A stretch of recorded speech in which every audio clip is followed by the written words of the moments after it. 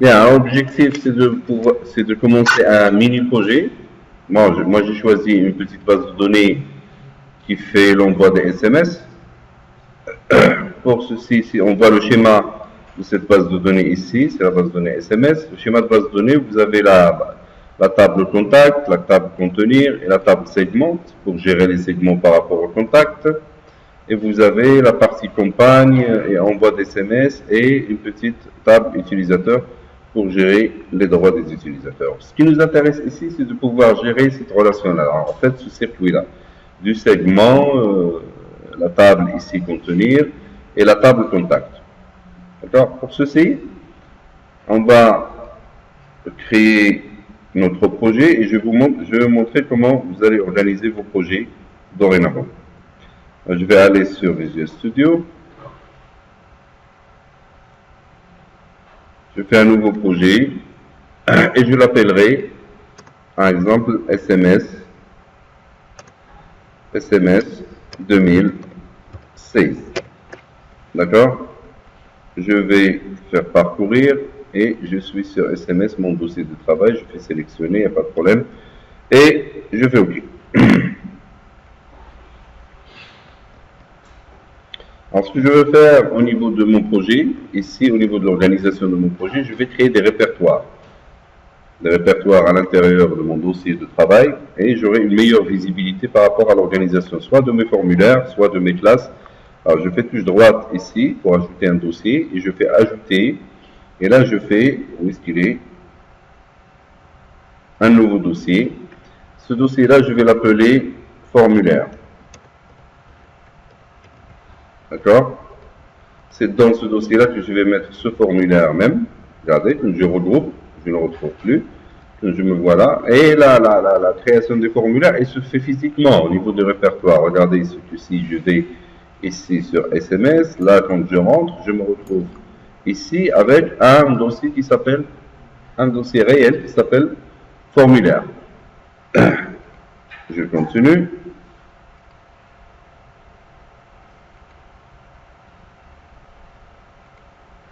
Et ici, je laisse celui-là tranquille et je me mets là et je fais ajouter un deuxième dossier que je vais appeler classe. D'accord. C'est dans lequel je vais mettre mes classes. Maintenant, je me mets ici au niveau du dossier classe, là, et je fais touche droite sur ce dossier-là et je fais ajouter, d'accord, et je fais une nouvelle classe. Cette classe-là, elle va me servir, c'est dans cette classe-là que je vais regrouper les principales fonctionnalités d'accès aux données. C'est-à-dire la connexion à la base, la déconnexion de la base, le remplissage d'une grille, et ainsi de suite. C'est au fur et à mesure qu'on peut regrouper des choses qui sont réutilisables par tous les formulaires, on va les regrouper dans cette classe-là. Et on va essayer de faire hériter les autres classes métiers, par exemple la classe contact, la classe segment et tout. On va essayer de les faire hériter de cette classe-là pour que je puisse réutiliser réellement mon code. Allez, Lima, je vais l'appeler ADO.cs. Allez, je fais ajouter. Là, il m'a créé une classe ADO et je vais lui donner les attributs nécessaires et les méthodes. Dans un premier temps, les méthodes qui sont intuitives.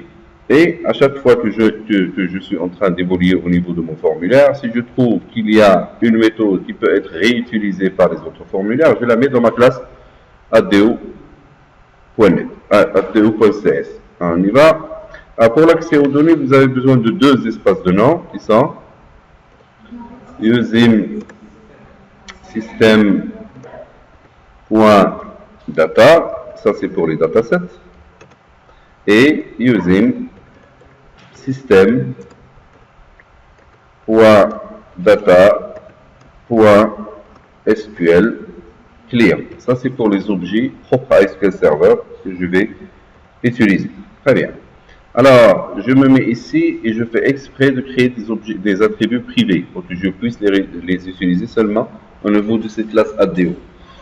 Et après, je vais encore gérer ça, peut-être, je vais encore gérer ces attributs si j'en ai besoin et de les mettre sous forme de, alors vous avez soit ils sont publics et sont visibles partout, soit ils sont privés, ils ne seront visibles que à l'intérieur de la classe elle-même, soit elles sont protégées et vous pouvez les voir au niveau des classes qui héritent de cette classe-là. Alors on les met protégés, on les met protégés. Allez, protected,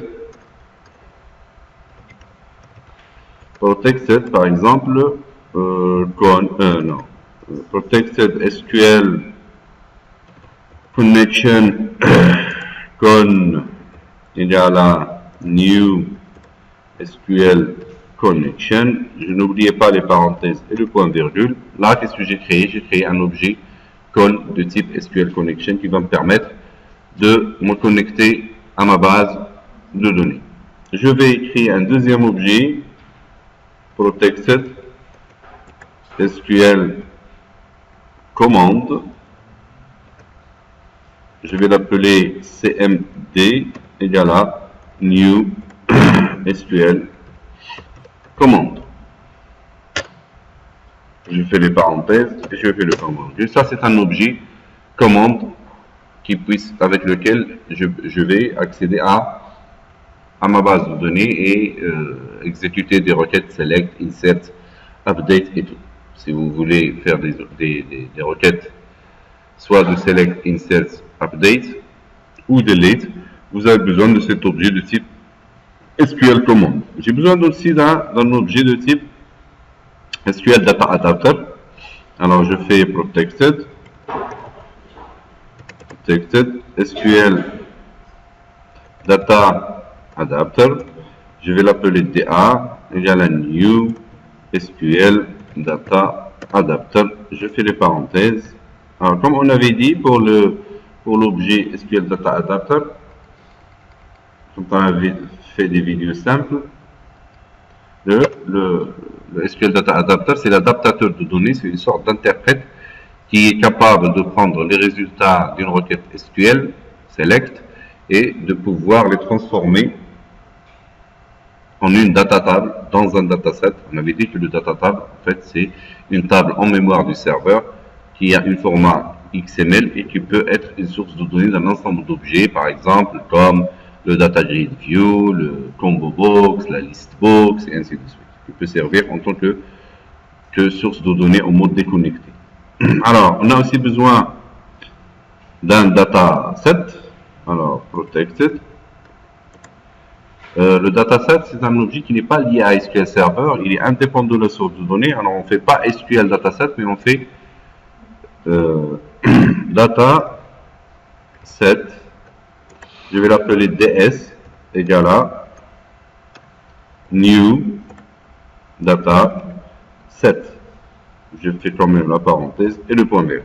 Bien.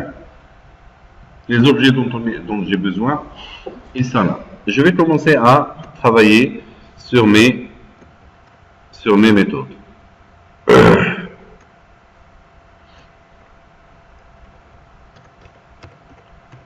vais commenter un peu. Et je commence à travailler. Alors, je vais créer une petite méthode pour la connexion à ma base de données. Il faut savoir que la connexion de la base de données, je peux toujours la faire sortir. C'est-à-dire, pour vous connecter à une base de données, vous avez besoin d'une chaîne de connexion. La chaîne de connexion, dans laquelle vous avez besoin du nom du serveur, du nom de la base de données et de type de connexion à votre serveur SQL Server. Si vous avez connecté votre SQL Server, si vous avez installé votre SQL Server en mode Windows, en mode d'authentification Windows, vous avez besoin de 3 paramètres. Si vous avez installé et configuré votre serveur SQL Server pour qu'il soit avec une connexion SQL Server, soit avec une connexion mixte, c'est-à-dire vous vous connectez avec l'authentification Windows et vous avez besoin du compte et du mot de passe pour vous connecter au serveur de SQL Server. Et là, vous avez besoin de 5 paramètres. Le nom du serveur, le nom de la base de données, le type de connexion et le compte et le mot de passe du serveur SQL Server. Vous avez besoin de 5 paramètres. Nous, à notre niveau, on a installé SQL Server, on l'a configuré avec une authentification Windows. Ça veut dire qu'il reconnaît ma session et j'ai besoin que de 3 paramètres. On y va. Alors pour ceci, je vais faire une petite private.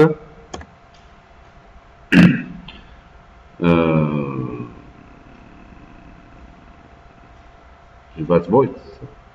C'est ça. Créer une procédure void. Private void. Connecté.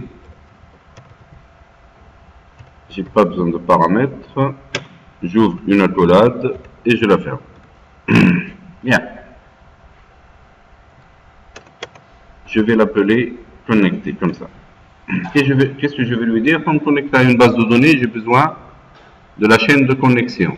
J'ai déjà un objet de type SQL Connection qui s'appelle con et je vais le remplir avec les éléments qu'il faut. Je fais con.connectionString est égal et j'ouvre les guillemets.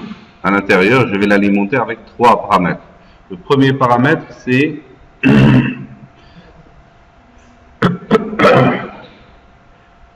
le serveur, c'est quoi? Alors, je fais data espace, je mets un espace source est égal, et là je fais dans le tas de la source, on avait dit que c'est le nom du serveur. Je mets le nom du serveur, je le laisse pour le moment tranquille. Et le deuxième paramètre, c'est le nom qui contiendra le nom de la base de données, c'est initial catalogue. Voilà, comme ça, et je mets égal et je le laisse tranquille. Je vais mettre le nom de ma base de données. Je fais un autre point virgule. Le troisième paramètre, c'est le type de connexion, c'est integrated security. Et dans ce cas, dans mon cas par exemple, je fais true parce que j'ai une authentification Windows. Je fais true. Voilà. J'ai besoin que de ces 3 paramètres. Je vais les remplir par les valeurs. L'espace, alors data source, c'est le nom de mon serveur. Je me connecte ici, regardez. Je me connecte ici sur SQL Server et là j'ai le nom de mon serveur. Alors, je fais copier et je le mets ici. Voilà.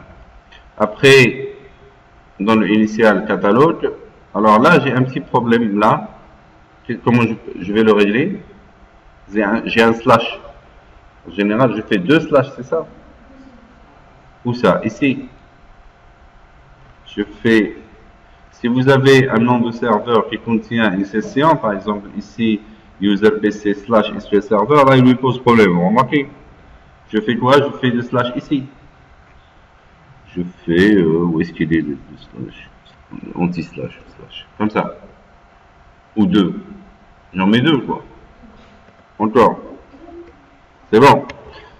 Comme ça, il prend, comme ça, celui-là, il me règle le problème et il le lit comme si user pc slash SQL. C'est ça. En fait, ça, c'est un problème de syntaxe avec C#.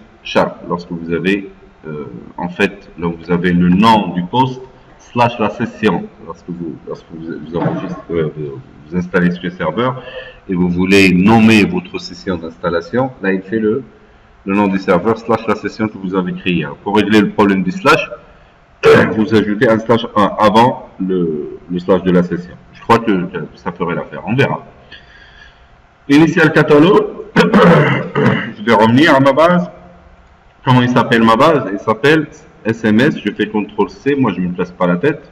Et je mets le nom de ma base de données ici. Intégrateur de sécurité. C'est bon. Et je fais un point virgule. C'est C#. Bien. C'est ça ce que j'ai dans ma chaîne de connexion. Je me mets là et je fais con.open.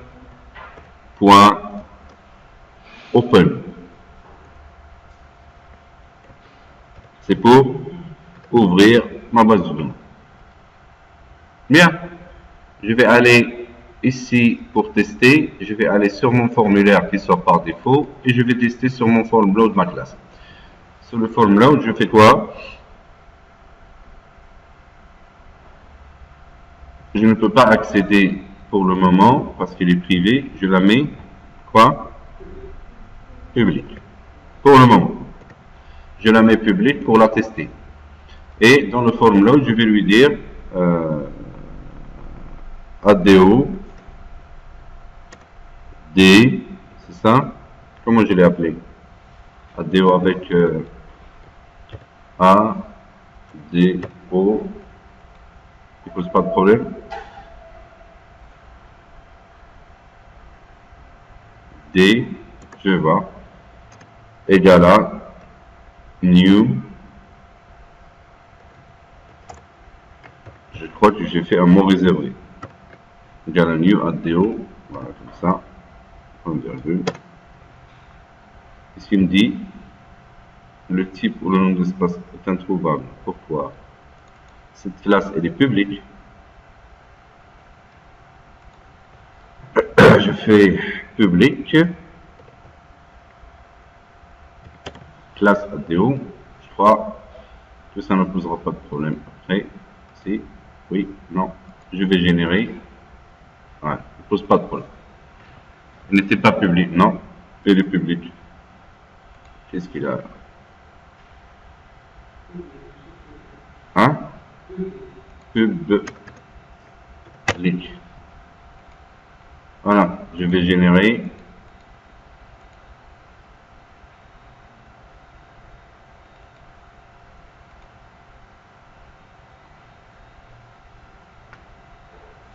La classe, elle est publique. Pourquoi il pose problème?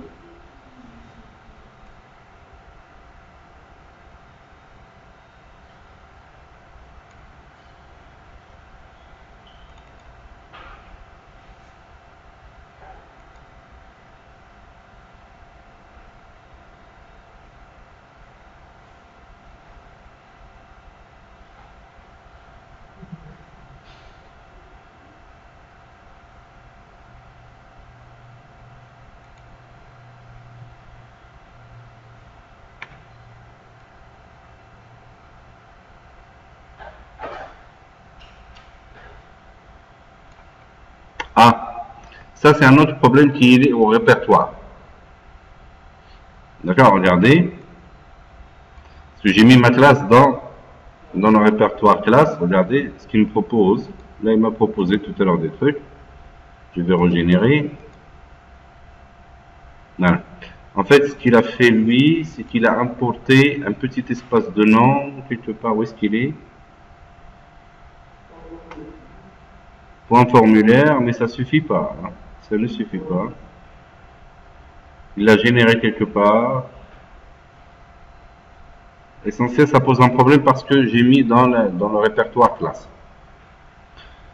Normalement, il fallait, je crois qu'il fallait importer ça. Il fallait importer point classe. Ouais.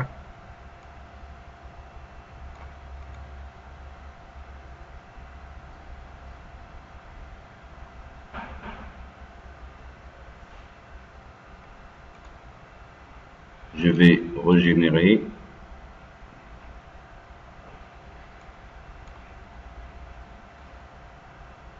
La référence est ambiguë parce qu'il a fait le travail lui-même. Bon, on s'en fout. Ah? Non?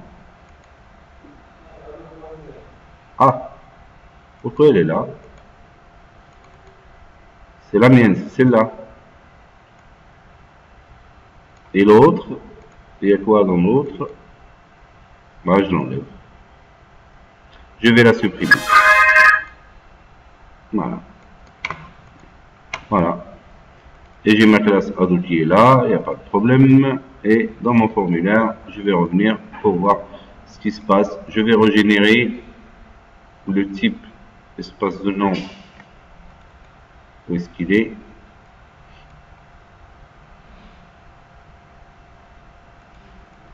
Allez, on enlève. Je vais générer. Il ne me pose pas de problème. Et je fais des points connectés. Par exemple, je ferme et c'est juste pour la tester. Ça n'a rien à voir avec le programme. Voilà. Je vais exécuter. S'il ne dit rien, ça veut dire qu'il s'est connecté à ma base de données. Je reviens. Alors, je vais un peu alimenter ma méthode de connexion. Je vais lui dire, regardez, il va se connecter lorsqu'il la trouve fermée. Cette connexion, il va l'ouvrir. Et je vais faire, ce que je suis en train de faire, je me mets sur ma classe ADO. Allez, on y va. Je vais lui dire ici, if, et je vois la part. Je vais lui dire if, je vois la parenthèse, con.state est égal à connection state, c'est ça? State, non, state, yeah, c'est ça? Égal à quoi? Normalement, il devrait m'aider, mais bon. Connection state, point, hein? Ah? Deux fois égal. C'est connection state, point, closed. D'accord? Je vais l'alimenter encore. Je fais or connection state est égal à, regardez, si elle est fermée ou si elle est coupée, broken, par exemple. Je vais m'amuser, d'accord? Et j'ouvre une accolade et je la ferme ici à la fin. Là, qu'est-ce que je lui ai dit? Je lui ai dit, si la connexion est fermée ou la connexion est coupée, tu m'ouvres encore une fois la connexion. Ça peut arriver. Et je me mets là, je prends cette méthode-là, regardez, et je vais créer une deuxième méthode. Je vais l'appeler déconnecter. Déconnecter. Alors moi j'ai l'habitude de faire des séparateurs pour ne pas mémoriser trop les accolades. Je prends celui-là. Voilà. Déconnecter. Alors si elle est ouverte, point open, d'accord, et j'enlève le deuxième cas. Si elle est ouverte, qu'est-ce qu'il va faire? Il n'a pas besoin de chaîne de connexion pour fermer. Qu'est-ce qu'il va faire? Il va la fermer tout simplement. Voilà. Et je fais point close.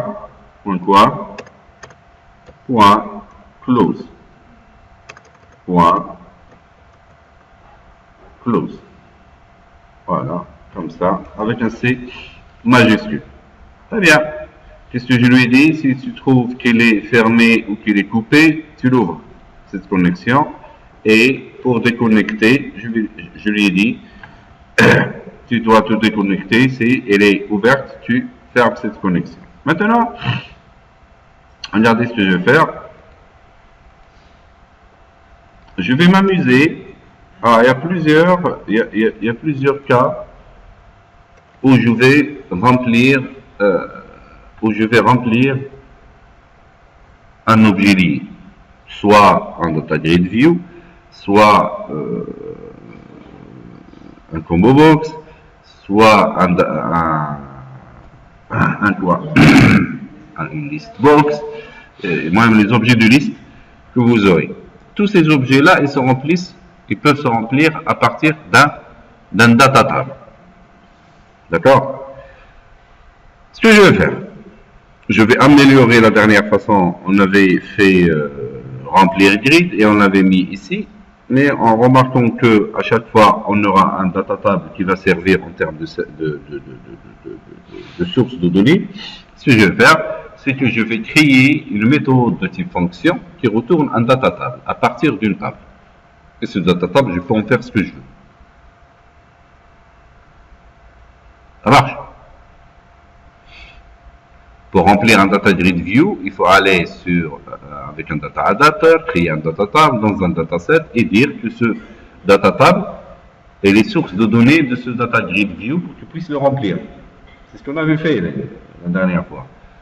En réfléchissant, j'ai trouvé que pourquoi ne pas créer une fonction qui me retourne un data table et après j'en fais ce que je veux. Alors, je vais créer une fonction qui me retourne un data table à partir d'une table ou d'une vue. Et je vais surcharger la redéfinir cette méthode-là pour lui donner une chaîne SQL et qui me retourne les résultats de cette chaîne-là. Ça marche, on y va. Alors, pour créer une fonction, qu'est-ce que je fais? Par exemple, public, je mets tout public et après je vais limiter. Public, quoi? Vous créez une fonction. Public, data, table. Quoi? Créer data par exemple. Créer data. Et de quoi il a besoin? De quoi il a besoin? De la table. Alors c'est un string. Le nom de la table. String, table. C'est tout.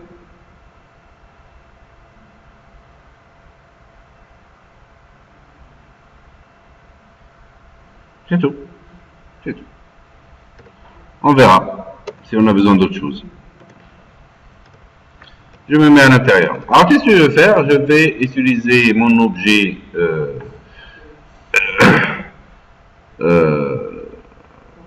mon objet quoi? Mon objet commande, mon objet connection. Alors, je fais connecter pour me connecter à la base. Et je fais déconnecter pour me déconnecter à la base. Tout simplement. Et entre les deux, qu'est-ce que je vais lui dire? Je vais lui dire mon data adapter. Je fais des points-virgules ici et là. Voilà. Et je fais commande cmd.connection est égal à con après l'avoir ouvert. Après l'avoir ouvert et cmd pour cmd c'est l'objet point alors point commande texte est égal, regardez, je fais entre deux guillemets le commande texte de l'objet commande. On avait dit que c'est lui qui supporte la requête SQL, mais moi j'ai une requête SQL paramétrée, c'est-à-dire que je fais un select étoile from quoi? From la table qui est en paramètre de la fonction. Alors qu'est-ce que je vais écrire? Je fais select étoile from, d'accord, je mets l'espace et là je me mets à l'extérieur ici et je le concatène avec le nom de la table. Si je l'appelle avec contact, il va me faire select étoile from contact. Si je le fais avec segment, il va me faire segment select étoile from segment. J'ai fait un point virgule ici, il dit rien, ça veut dire que ça marche. C'est-à-dire que ma requête elle devient paramétrique. Bien. Je fais cmd, c'est bon, c'est ça, c'est tout pour le commande. Je passe au data adapter.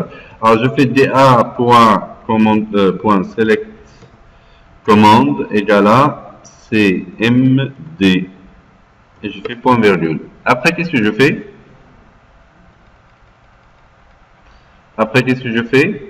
Je fais mon da.fill et je fais de mon dataset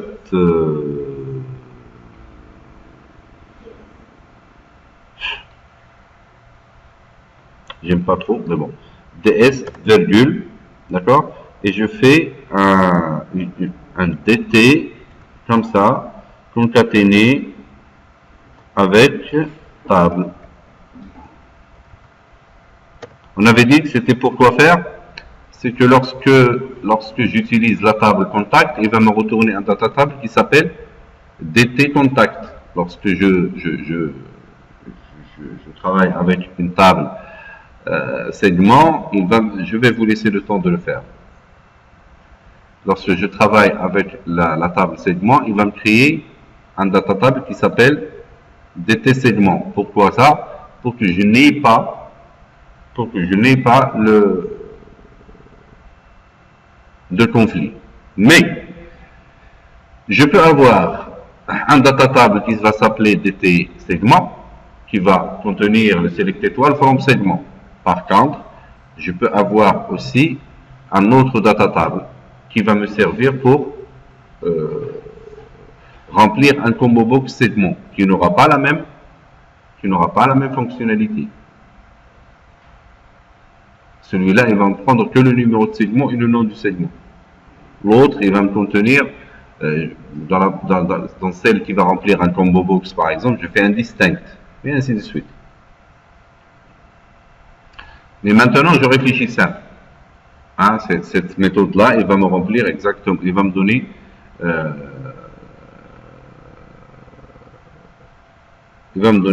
un select étoile. Je réfléchis tout simple. Et je me déconnecte ici et je fais return, c'est ça? Pour me retourner, c'est return quoi? ds.tables de quoi? De ça. Il va me retourner un data table en fait.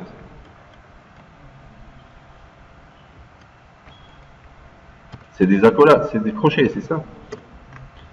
C'est des crochets. Moi, j'ai l'habitude de changer de langage à chaque fois. Alors. Voilà. Qu'est-ce qu'il va me retourner? Un dataset. Je vais la tester ici. Regardez. Je vais mettre un data grid view. Data grid view. Il est là, je le mets là. Et je vais l'appeler dans ici. Ça c'est trop petit. Et je vais aller ici. Je l'appelle par exemple DGV contact.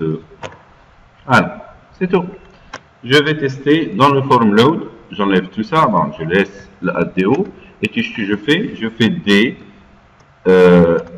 DGV, regardez, DGV contact, point data,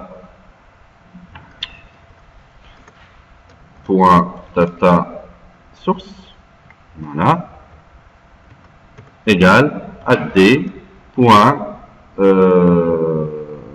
créer data, c'est ça. Je l'ai appelé créer data. De quelle table? Je la mets entre guillemets et je fais contact. Comment il s'appelle ma table ici? Il s'appelle contact. Voilà. On revient et je fais comme ça, point virgule. Normalement, il devrait me remplir. Bien, j'y vais.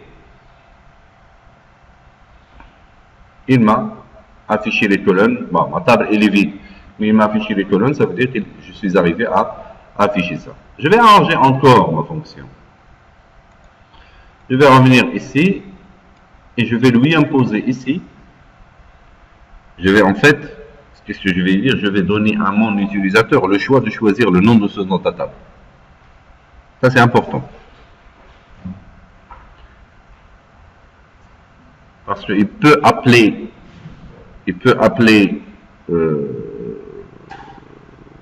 le même select, d'accord, sur plusieurs fois, et il voudrait que chaque data table sert à un objet différent. Vous me suivez?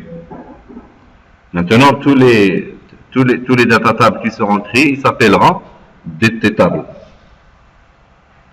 Alors, ce DT table, il va servir plusieurs objets. Peut-être qu'il y aurait autre chose qui va se passer sur ce data table, et ça va normalement impacter les autres objets qui se servent de ce data table. Je vais laisser celle-là tranquille, comme elle est. Et qu'est-ce que je fais en ontologie? C'est ça l'avantage de l'ontologie, c'est que je vais la surcharger. Regardez, je fais, elle est où? Comme ça, il est là. Non, je fais un petit séparateur. Moi, j'ai du mal à mémoriser pour ça. Voilà ce que je fais. Allez, je vais reprendre ici et je la mets là. Créer data, mais cette fois, je vais lui donner un deuxième paramètre. Hein, non data table. Et je vais le déclarer as string. Voilà, comme ça. Qu'est-ce qui va changer dans ma requête? Ici, au lieu de ça, je vais lui dire, tu vas me créer un data table avec ce nom-là. Et tu vas me retourner le data table avec ce nom-là. Ça marche. Et l'utilisateur a le choix d'utiliser soit cette méthode-là, soit cette méthode-là s'il veut choisir le nom de son data table. Ça marche? Bien. Je vais l'utiliser. Maintenant, regardez, si je fais virgule, elle est surchargée. Vous voyez? Si je fais virgule, ça veut dire que je vais utiliser la deuxième méthode. Et cette fois, je vais lui dire, tu me fais dt rush, par exemple, rush contact. Par exemple, moi je m'amuse. Ça n'empêche que il va me servir mon data grid view, mais cette fois avec la deuxième méthode. Je vais encore surcharger cette méthode ou la redéfinir cette fois. Regardez, je vais prendre la même. Où est-ce qu'il est? Je vais prendre la même méthode ici. Regardez, là. La même méthode. Voilà, comme ça. Je vais prendre de là à où? À là, c'est ça? Je fais CTRL-C. Je me mets à ce niveau et je me mets là. Et je fais créer data par exemple. Et cette fois, string SQL. Je vais lui donner une requête SQL que je veux. Ça marche? Avec une requête SQL, et je vais, ici, je vais lui imposer le nom de ma table, le nom de mon data table. Pour qu'il ne fasse pas de bêtises. Il y a une petite. Il y a un problème. Au lieu de select étoile, qu'est-ce qui va changer dans cette attaque? L'objectif, c'est quoi finalement? Hein? L'objectif, c'est que, par exemple, si j'ai un moteur de recherche, j'ai cherché par nom, par prénom, par ceci, par cela, par date de naissance et ainsi de suite. Ce n'est plus le select étoile from la table, c'est un select étoile from la table ou un select n'importe quoi from la table avec des critères, avec des where et ainsi de suite. Ceci dit, je ne peux pas le faire. Alors, il faut que ma méthode soit flexible pour que je puisse lui donner une requête SQL correcte qui me retourne un data table correct pour que je puisse remplir le data grid view. Est-ce que vous me suivez? Le troisième cas, c'est que je lui donne une requête SQL. Et là, ce qui va changer ici, c'est quoi? C'est qu'au lieu de faire select étoile à la main, je vais lui donner SQL, la chaîne SQL que je vais lui affecter. Si je veux utiliser par exemple cette méthode-là pour me remplir ici, qu'est-ce que je vais lui dire? Je vais lui dire string, par exemple string requête req égale à select étoile from contact where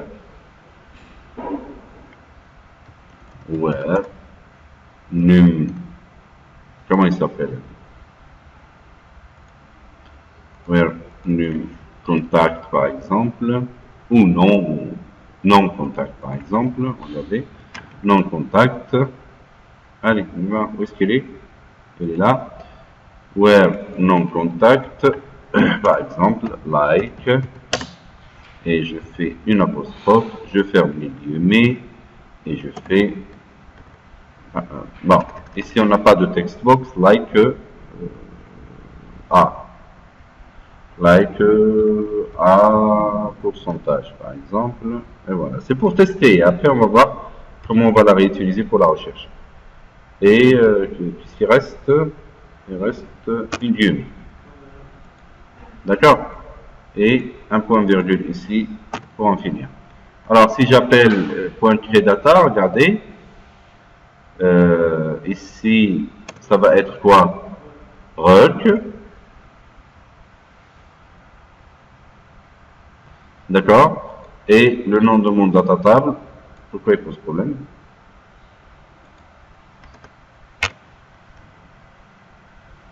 Là c'est là c'est string table. Deuxièmement, string table, il va poser problème. Pourquoi? Non, non, non. Ils sont du même type. C'est même pas une redéfinition, ça. On a fait une erreur.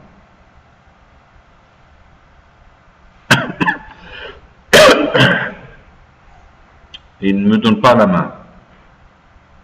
Regardez que lorsque je l'utilise ici, lorsque j'ouvre la parenthèse, créer data, la surcharge, comme il est du même type, string, regardez, il prend seulement la première qui est string table et la deuxième string table, string nom de la table. Bon, comment je pourrais faire? Voilà, c'est comme si c'est celle-là qui gagne. Bon, créer data, et je l'appelle SQL, créer data SQL. Moi, là, ça m'arrange. Ça marche. Créer data SQL, j'enregistre et je reprends ici. Et au lieu de créer data, je fais créer data SQL. Et là, lorsque je vais ouvrir ici, là, il ne me pose pas de problème. Regardez, lorsque je fais la parenthèse ici, et je fais string SQL et string nom du data table. Tout à l'heure, il s'est mis en conflit, il a pris la première méthode qu'il est en mémoire. Là-bas, ça va. Alors, allez, on y va. Là, j'ai créé une requête SQL et je l'ai affectée ici. On exécute. Elle marche. Dès qu'elle affiche ici, elle marche. Mais on va la réutiliser pour la recherche. Bien.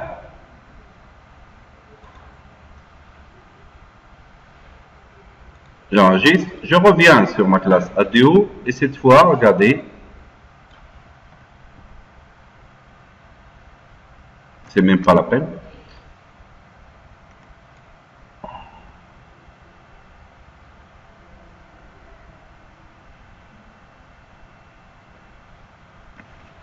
Bon. Moi, je voudrais remplir, regardez, CTRL-C, CTRL-V, et je vais faire une petite méthode pour, alors, public, remplir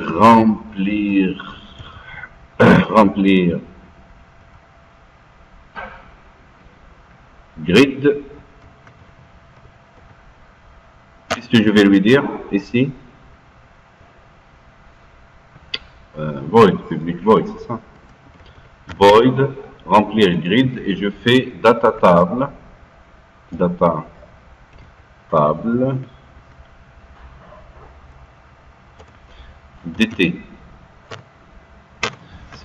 Ça va être une méthode très simple, et je fais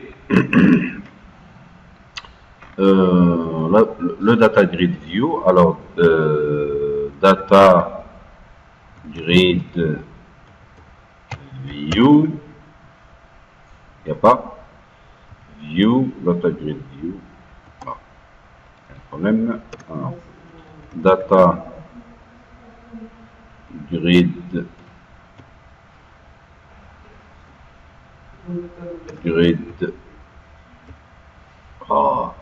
view, quel espace? Ah, il me faut, pour que je puisse utiliser l'objet DataGridView, il me faut un espace de nom using system.windows.forms. Voilà. Ça, c'est pour que je puisse utiliser des objets des formulaires comme le textbox, le DataGrid, la liste view, et ainsi de suite. Alors, je me mets dans ma méthode et je lui demande un data.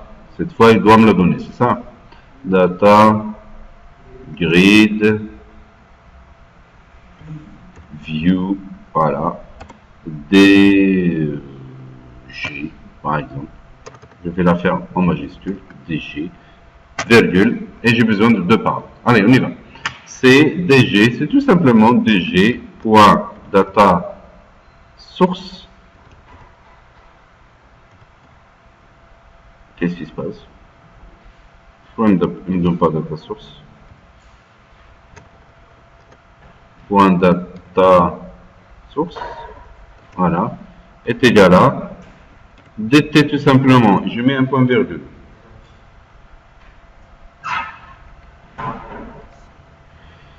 Égal à dt, c'est tout. Vous voyez que ça devient petit. Si je me mets ici, qu'est-ce que je fais?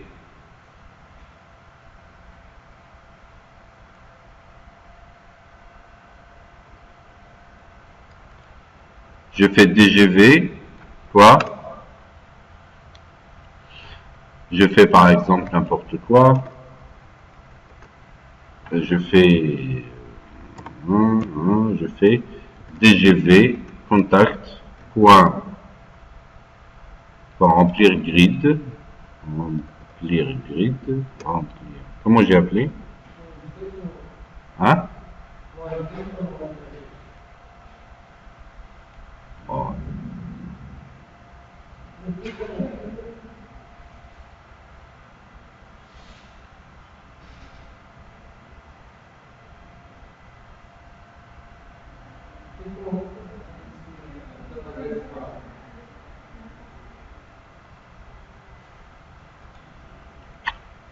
Je suis en train de dire des bêtises. Ouais, c'est ça. Alors, D pour remplir. Oh là là là là. Je fais. Alors, je reviens sur l'état où j'étais.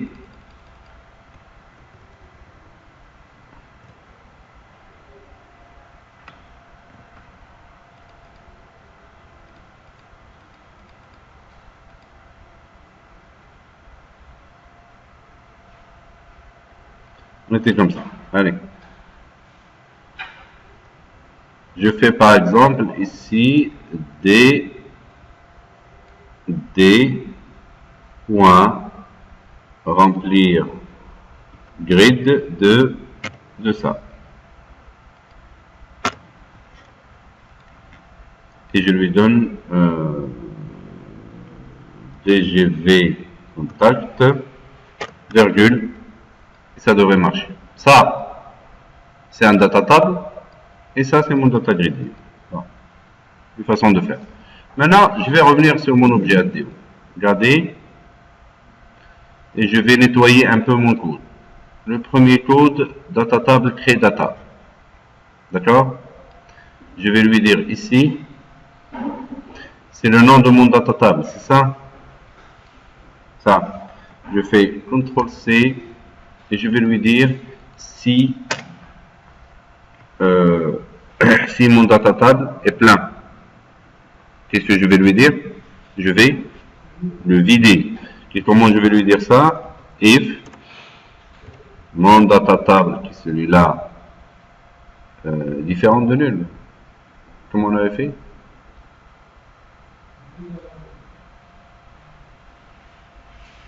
Et différent de nul, c'est ça? C'est ce qu'on avait fait? Je crois. Et j'ouvre la guillemets et je la ferme. Qu'est-ce que je vais lui dire? La même point. C'est point clear, c'est ça. Point clear. Voilà. Voilà. Alors cette syntaxe, il permet de faire quoi? On avait dit que le data table, il a un comportement. Lorsque vous le remplissez avec le DA.fill, et lorsque vous lui vous appelez ce code encore une fois et vous faites un deuxième DA.fill, s'il trouve qu'il est plein, il le remplit encore avec le nouveau résultat de l'SQL. Et vous vous retrouvez avec des lignes en double. Pour éviter que votre grille contienne des lignes en double, on lui avait dit, si tu trouves que ce data table, il existe, qu'est-ce que tu dois lui faire? Tu dois le vider. D'accord. Je vais refaire la même chose ici dans tous les autres. Regardez. Ça va être un peu différent des autres. Regardez. Allez, ici. Chaque fois, je vais vider le nom de mon data table que, voilà, celui-là. Au lieu de dt table, cette fois, je vais vider celui-là. Vous le suivez? C'est celui-là qui va être créé à la fin. Là. Je vais refaire la même chose pour les autres. Et je me mets là. Ça, il me crée quoi? Il me crée le nom, le même truc. Alors, ça m'arrange. Puisqu'il va me créer un data table qui s'appelle nom de data table. Je le garde. Je vais aller ici. Il n'y a pas de problème. Alors, qu'est-ce que j'ai fait ici? À mon niveau, j'ai fait une méthode pour me connecter, une méthode pour me déconnecter, une méthode qui me crée data à partir d'une table, c'est-à-dire que ça c'est une méthode simple. Je lui ai dit si ce data table est plein, tu le vides, tu te connectes, tu fais un select étoile from la table et tu me crées un data table ici qui s'appelle dt, le nom de la table avec laquelle vous avez appelé votre méthode. Vous vous déconnectez et vous retournez le nom du data table. J'ai créé une deuxième méthode qui me retourne un autre data table.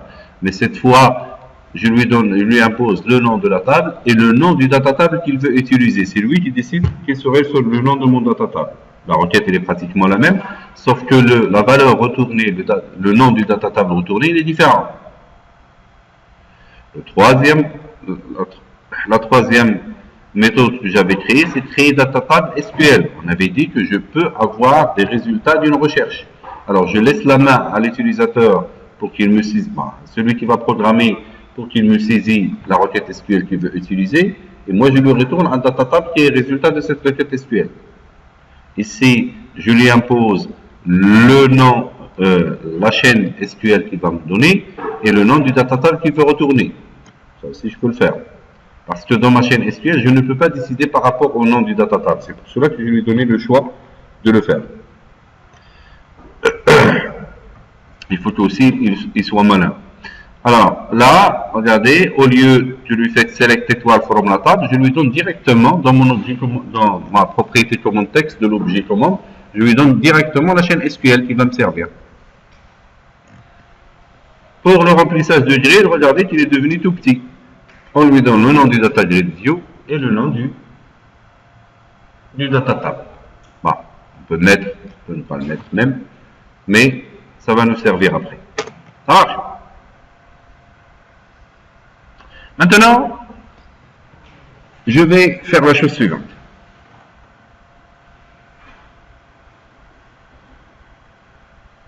Je vais prendre... vous voulez refaire ça? Hein? Alors, on s'arrête pour un moment, le temps que vous fassiez ce TP-là, et on reprend. Allez.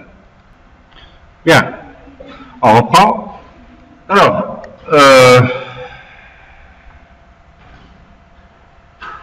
ici, je vais aller vers ce formulaire-là.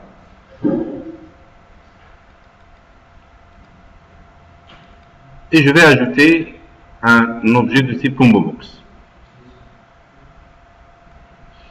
ComboBox. Logiquement, pour remplir un ComboBox à partir d'une table. Par exemple, je vais aller dans la table segment, par exemple, ici, dans la table segment.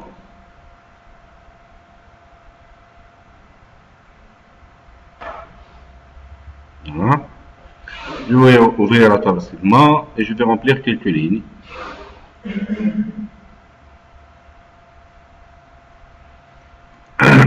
Alors, le numéro de segment, je mets 1 par exemple.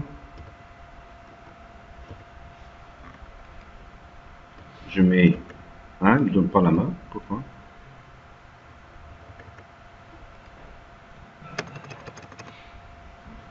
Pourquoi il ne donne pas la main? On n'est pas connecté?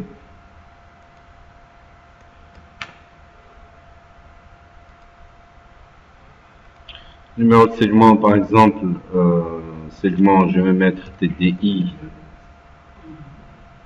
1. La date de segment, je vais mettre on est quoi? On est le 29/10/2016. J'ai besoin d'un numéro, il ne me donne pas la main. Pourquoi il m'écrit des trucs pareils?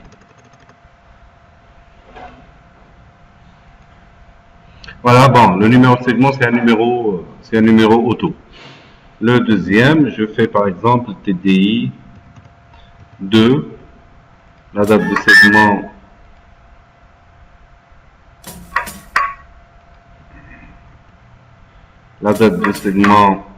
je mettrai le 20/10/2016. Je tape Entrée. Alors j'ai deux segments dans la table. Il faudrait que j'arrive à les afficher au niveau de mon combo box. Alors j'y vais, je reviens sur mon formulaire. Et ici, par exemple, je voudrais afficher les éléments par segment. D'accord? Les contacts par segment. Allez, je remplis. Mon objectif, c'est de pouvoir remplir. Je fais CMB dans le nom du combo box, je l'appelle CMB segment. Allez, CMB segment. Et je voudrais que au moment du form load, d'accord, je vais le remplir. Alors, je fais ici, si je veux remplir un combo box, il me faut le data source du combo box. Et il y a possibilité dans le combo box, il y a possibilité de remplir deux champs. Un qui s'affiche et l'autre qui est caché. Pour un utilisateur, je n'ai pas à lui afficher le numéro du segment. Je ne peux pas les retenir. Par contre, je vais lui afficher le nom du segment, mais le vrai champ avec lequel je vais travailler dans la recherche, ce n'est pas le nom du segment, c'est le numéro du segment. C'est la clé primaire qui va servir au niveau du contact, au niveau de la table qui est intermédiaire. Allez, on y va. Alors, CMB, je vais déclarer un petit data table. Je fais ce que je veux, hein. Vous pouvez l'affecter directement. Data table, par exemple, DT segment, DT combo, DT CMB segment. Il faut faire attention aux nomenclatures pour que vous puissiez égal à new data table. Je crois que je peux utiliser, je peux créer un data table comme ça. Et ce DT segment est égal, et là je vais appeler D point quoi quel est data SQL par exemple. Quel est data SQL? Il me faut deux choses, une requête SQL et le nom du data table. Bon, on y va. Je fais par exemple requête string requête est égal à select. Bon, je vais écrire ma requête ici. Alors, je vais m'amuser un peu. Ce que je vais faire, c'est que je vais aller sur les vues, je fais touche droite, je fais New Vue, et je fais à partir de segment, je fais Lows, et je fais Num S, non S, From, ça, et j'arrange ma requête. Je suis en train de tricher un peu, pour que je puisse travailler plus rapidement au lieu de saisir tout ça. Allez, From segment. Je voudrais prendre ça et je vais le mettre en tant que requête SQL au niveau de mon allez, on y va. Hop, hop, hop, hop, hop. Voilà, voilà, et je ferme. D'accord? Hein? Je mets un point virgule. Alors ça c'est ma requête SQL. Ici, je vais appeler rec.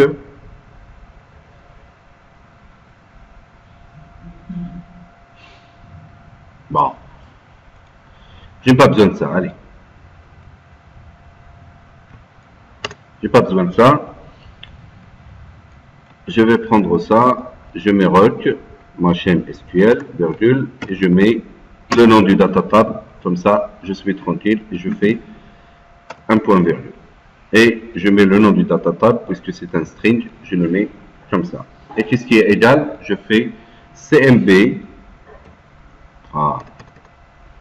je fais CMB segment, point, data source, est égal à ceci. Il a besoin d'un data tab et la méthode, il me retourne un data tab qui s'appellerait DT-CMP segment.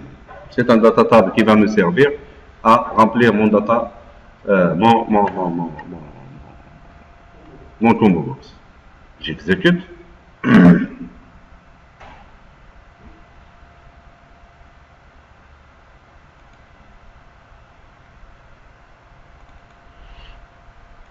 J'ai besoin d'un point virgule ici.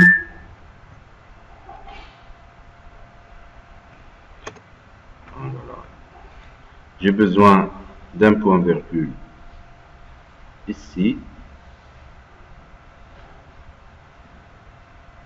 Voilà. Je le laisse faire.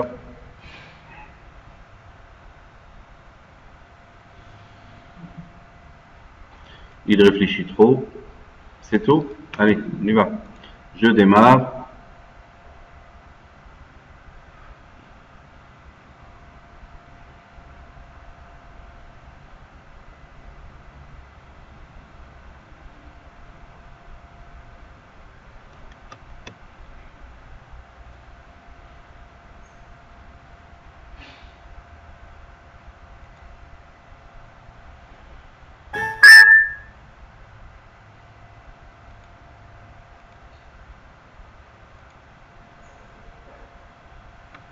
Il a planté. On va attendre. Bon, on continue. Ici, si j'exécute, je vais essayer d'exécuter encore une fois.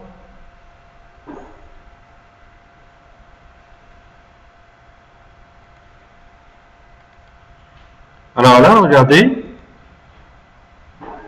il m'a affiché system.data row view. Il n'a pas encore rempli mon combo box. Il me faut deux choses.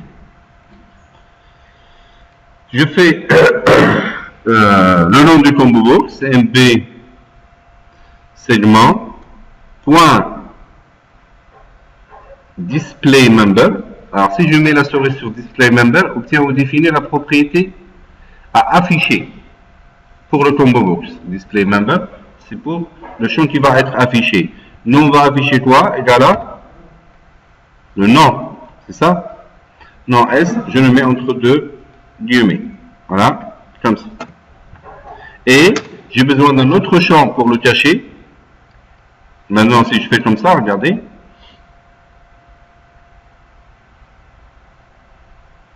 Il m'a affiché quand même la liste. Mais il m'a affiché une seule colonne. En fait, il retient une seule colonne. Moi, je veux que le combo box me retienne deux colonnes. Regardez. Je ferme. Je vais lui dire de me cacher un autre champ.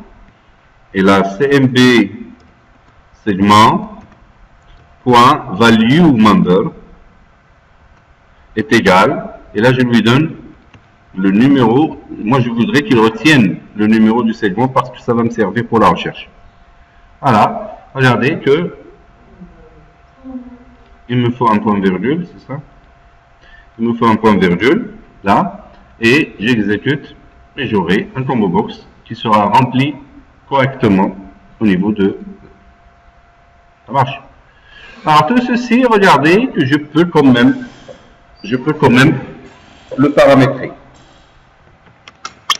Je peux quand même le paramétrer et le mettre dans ma classe ADO. Je vais aller dans ma classe ADO, ici, et je vais créer une petite méthode pour le remplissage de mon data, le remplissage de mon combo box. Allez, on y va. Je fais un petit séparateur, remplir un combo box avec data source. Parce qu'il y a d'autres façons de faire. Un combo box. Allez, ça c'est la façon la plus basique. Je fais public void remplir combo par exemple. Et de quoi j'ai besoin?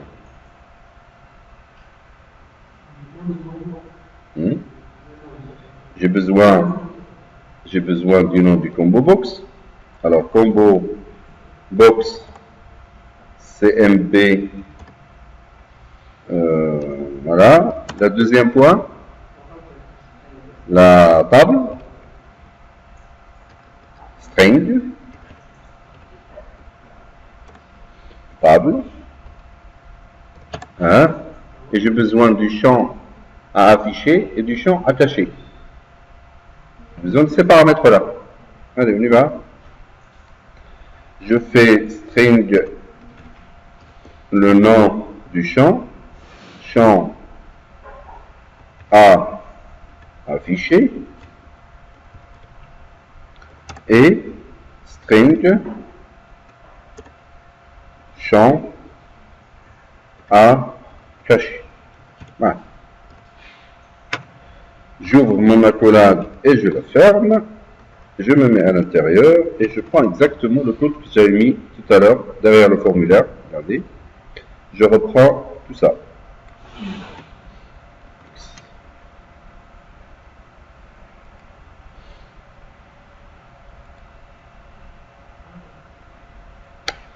Je vais dans Adobe et je me mets ici. Je fais select what.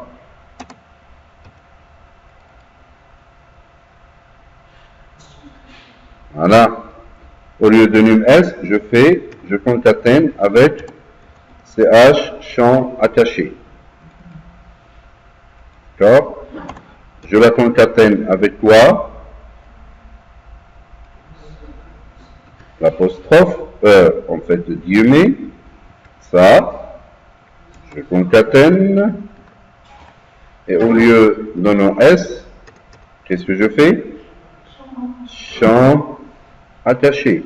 Voilà. Alors, champ à afficher. Voilà. Je le concatène. N'oubliez pas, ici, vous laissez un espace. Voilà. From, un espace. Et là, au lieu de segment, je le concatène avec un. Je concatène avec quoi? Avec table. Voilà. Il est possible que j'ai à afficher, à synthétiser à partir d'une vue, là où vous allez retrouver plusieurs fois la même valeur. Il est possible. Par exemple, vous avez une requête qui contient les segments et les contacts. Vous aurez le numéro du segment et le nom du segment qui va se répéter. Ça marche. Qu'est-ce que je fais? Je fais select ici, distinct, comme ça, distinct avec S ou non? Hein? Sans S. Hein? distinct, comme ça. C'est ça. Distinct, et comme ça, peu importe d'où je sors mon table. Où est-ce qu'elle est table? String table. Ah oui, je dois concaténer. Voilà. Peu importe d'où je vais sélectionner, l'essentiel c'est qu'il me retourne les valeurs distinctes. Que j'attaque directement la table de segments, dans ceux-là ils sont distincts par défaut, ou il est possible que j'ai une vue dans laquelle j'ai mis le numéro de segment, les noms de segments, les noms des contacts, les informations de contacts, et je voudrais afficher dans le combo box que les segments de cette vue-là. C'est-à-dire qu'ils me remplissent avec les segments là où ils ont des contacts, par exemple. Et dans la vue, ils vont se répéter. C'est pour cela que je mets distinct pour qu'elle marche partout. Bien. Qu'est-ce que j'ai aussi? J'ai ma requête SQL. Qu'est-ce que je fais? Le nom du combo, CMB. D'accord? Et là, je n'ai pas besoin de D. Create database SQL. Et là, je fais DCMB. DT. CMB. Non. DT. Le nom du combo box. Suivez. Tout à l'heure, je l'ai nommé DT CMB segment. Maintenant, je l'appelle DT et je le concatène avec le nom du combo box, CMB. Vous suivez?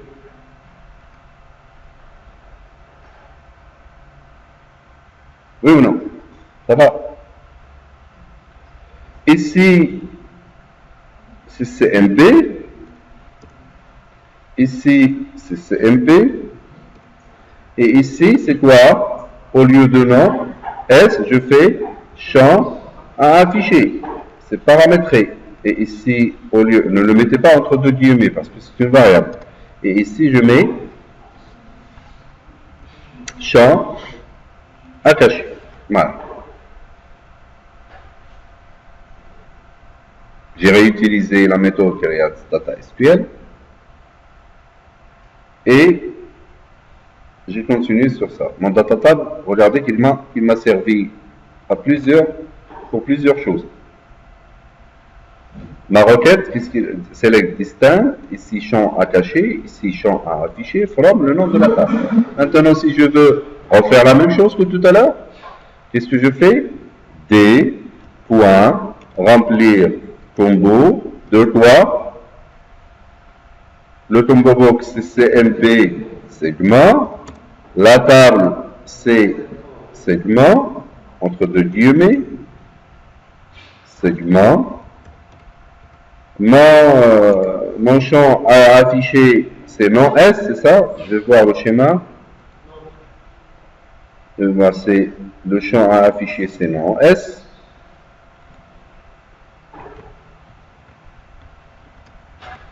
Et le champ à cacher, c'est num S. Moi, je ne me casse pas la tête. Je fais du copier-coller, comme tout à l'heure. Et maintenant, si je fais la même chose pour...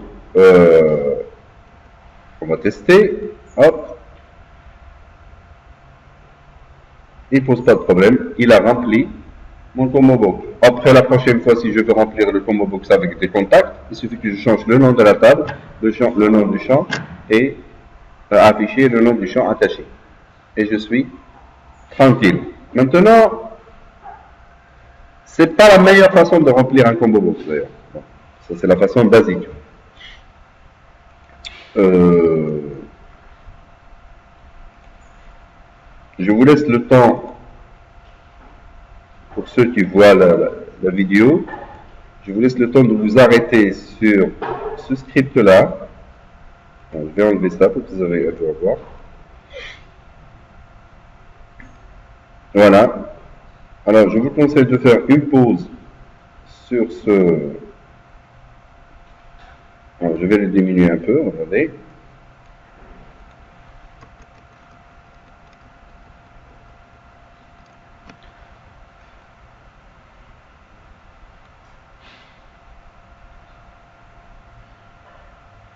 Moi, je vais faire descendre cette partie-là pour que vous arriviez. Bon, c'est faire celle-là. Je reviens. Voilà. Ça va être comme ça, même si ça va afficher une erreur. Mais pour moi, l'essentiel, c'est que vous arriviez à construire cette méthode-là. Regardez.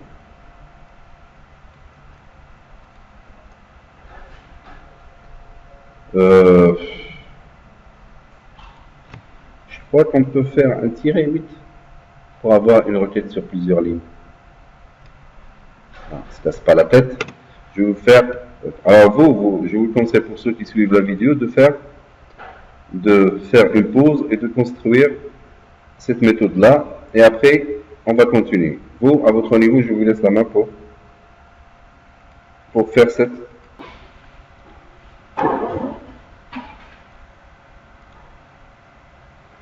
Alors maintenant,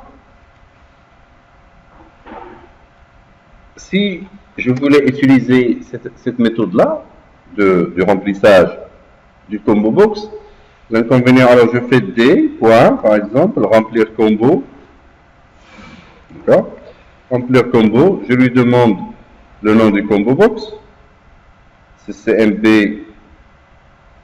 segment, le nom de la table, c'est segment, on avait dit, et le nom du champ à afficher, c'est nom S, c'est ça? Je me mets ici, c'est nom S. Le nom S, ici, et virgule, je ferme et je fais num S, et j'exécute et ça va me remplir le combo box. Regardez. Un petit problème. Alors, ça, j'ai préparé un petit code pour vous. Voilà, je vais le mettre en commentaire. Il risque de me casser la tête et on va revenir dessus. Allez.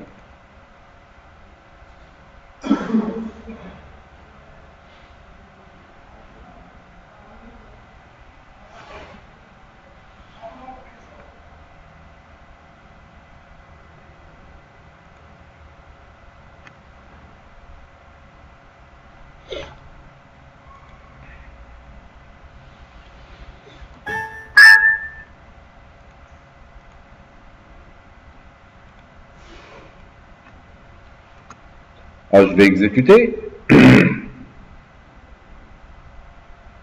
Il me remplira le combo box. Mais moi, il me remplit toujours avec la première ligne du select. Moi, je ne veux pas que ça se passe comme ça. Moi, ce que je voudrais, c'est que il me fait, par exemple, il me remplit le combo box, mais il me fait, par exemple, faites votre choix. C'est la ligne, c'est la première ligne qui apparaît au niveau du combo box. Ce que je veux faire, bon, je fais par exemple CMP point texte est égal à, je mets 2-6 pour savoir, par exemple, on se met d'accord, c'est un truc, alors faites votre choix et je mets 2-6. C'est ça pour moi, le fait qu'il n'a pas choisi, c'est qu'on ait cette phrase-là, faites votre choix. Parce que j'exécute, regardez, parce que j'exécute, j'ai fait votre choix. Mais dès que je choisis l'un des items du combo box, je l'ai perdu. Normalement, je devrais avoir la possibilité d'ajouter une ligne dans le combo box. Alors le problème, c'est que lorsque je veux ajouter une ligne dans le combo box, lorsqu'il est lié à une source de données, vous ne pouvez pas ajouter une ligne dans un combo box pour le moment. Alors la solution, c'est quoi? C'est qu'on va utiliser un autre objet qui s'appelle le data reader. On va instancier un petit objet, en fait on ne l'instancie pas, on va le faire protéger, protected. On va l'appeler DR, protected SQL data reader, DR, tout simplement. D'accord? Alors cet objet-là, c'est un objet qui est en lecture seule, c'est-à-dire qu'il lit le flux SQL ligne par ligne, mais en lecture seule et dans un seul sens, ils peuvent pas revenir. Et je vais copier-coller la même méthode, regardez. Je prends ça. Et je la mets ici. Et cette méthode-là, je vais l'appeler remplir combo DR. Et ici, je vais avec data reader. La requête, elle est là. Au lieu du data source ici, cmp.datasource, je vais faire dr mon data reader égale, c'est ça, à cmb.execute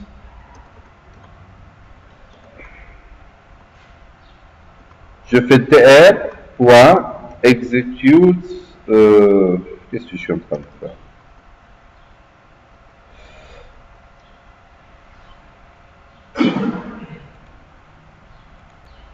En fait, j'ai pas besoin de cette requête-là. Regardez. Et je vais lui dire cmd.command text est égal à select tout ça, partir tout ça. Je n'ai pas à mettre un data source. Je vais faire cmd.connection pour qu'il arrive à le faire est égal à con. Je mets un point virgule et je mets dr mon data reader égale à cmd.execute reader. Voilà. .execute reader. .execute reader. Voilà. Là, qu'est-ce que j'ai fait? J'ai fait un objet commande, j'ai fait un select, je lui ai donné la connexion et mon data reader égale à cmd.execute reader. Là, je suis capable de lire ligne par ligne dans le flux SQL retourné par l'objet commande. Alors voilà ce que je vais faire. Je vais aller sur mon combo box cmb.items.add tout simplement, et je vais mettre directement deux fois faites votre choix. Pourquoi j'ai fait en premier?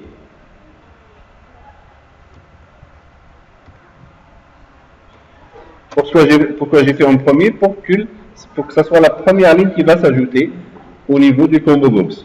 Mais après, je fais aussi pour le texte cmb.text et je vais lui donner le même truc, point texte. Ça, j'ai oublié de mettre le guillemets. Et je prends le même. Alors, cette ligne, qu'est-ce qu'il va faire? Au premier affichage, il va me remplir le texte du combo box. Et celle-là, et lorsque je vais choisir parmi les items, je vais la trouver. C'est comme s'il n'a pas, c'est comme si c'est vide. Ça marche?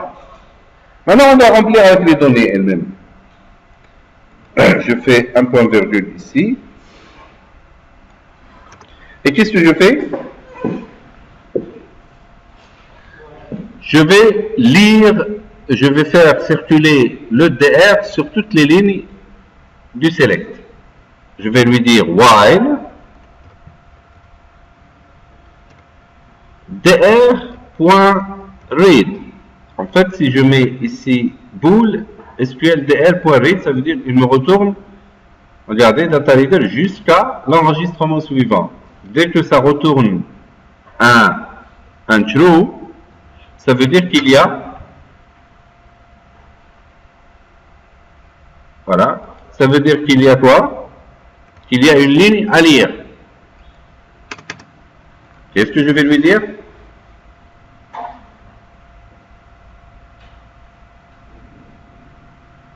Qu'est-ce que je vais lui dire? Alors, je vais lui dire cmb.items.add D'accord? Je vais ajouter un item et ça va être dr de, je crois qu'il faut mettre des crochets, c'est ça?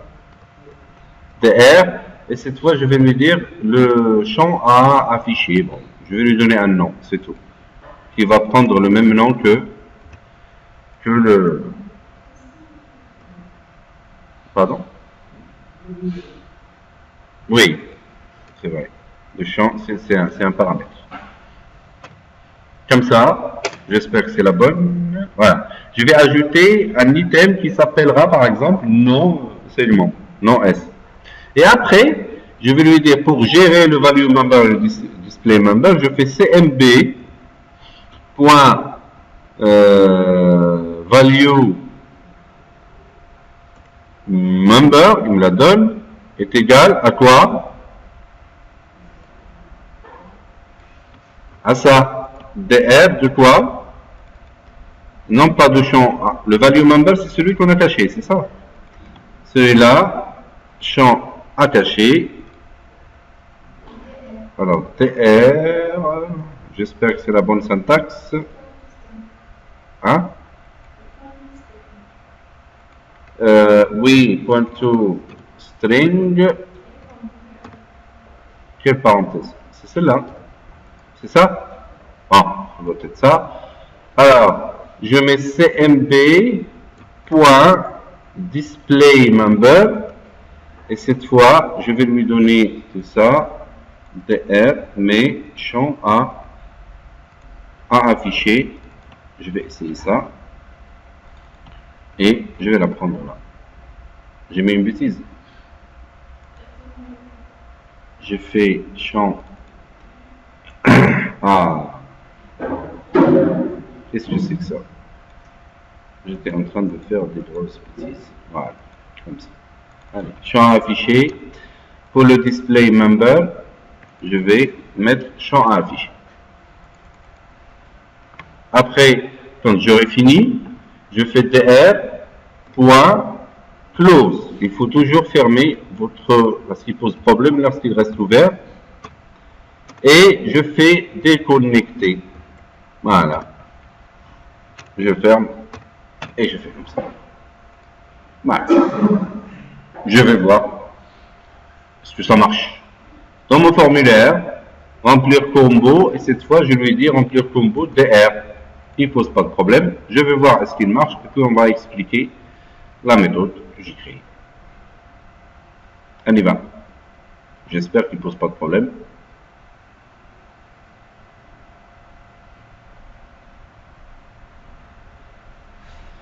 Alors, execute needed nécessite une connexion ouverte. Oui, il me faut ça, il me faut me connecter. Allez, connecter. Voilà, voilà. On y va. Cette fois, ça va marcher. Regardez que faites votre choix ici. Et lorsque vous choisissez ça, il le choisit. Mais lorsque vous avez toujours la main pour faire un item, là où il y a fait votre choix, pour savoir que vous n'avez rien choisi. Au lieu d'avoir le vide. Dans les combo box, on évite d'avoir des vides. On va revenir sur cette méthode-là. Alors, qu'est-ce qu'on a fait?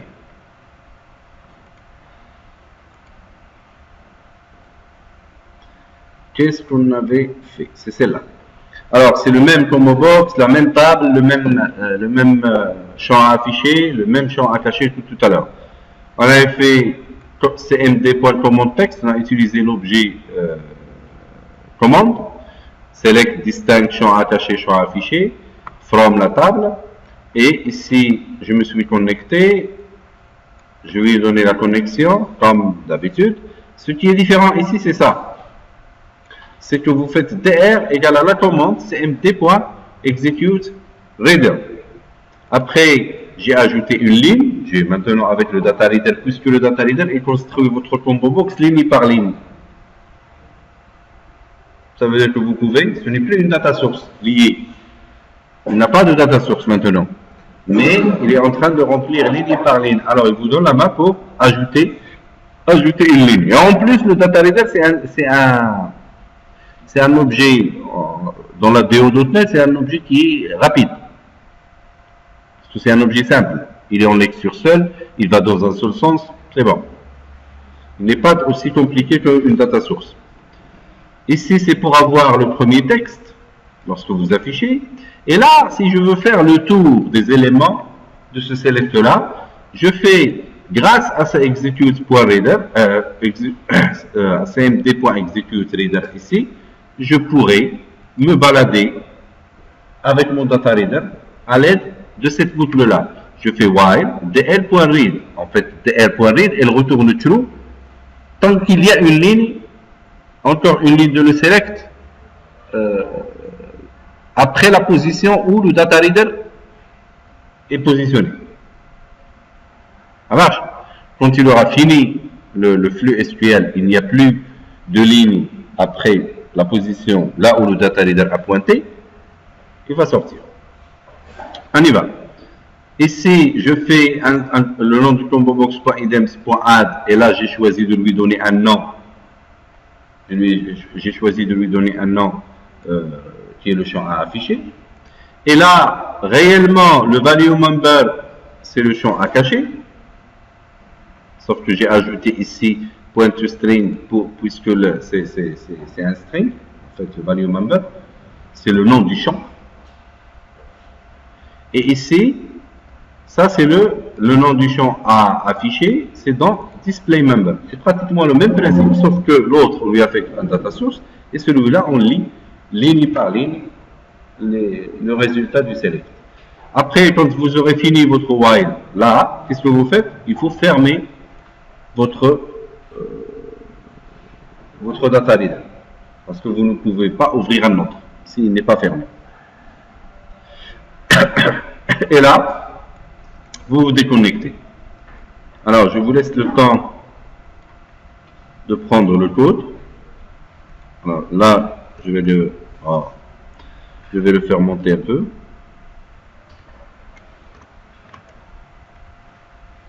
Là. Voilà. Vous avez quoi aussi? Vous avez ça. On va le faire monter. Voilà.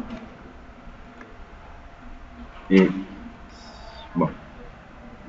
C'est tout ce que dont vous avez besoin. Alors, pour les gens qui regardent la vidéo, faites une pause sur cette partie-là et vous faites copier-coller de l'autre méthode et vous réorganisez votre code pour que ça marche. Alors, je vous laisse faire.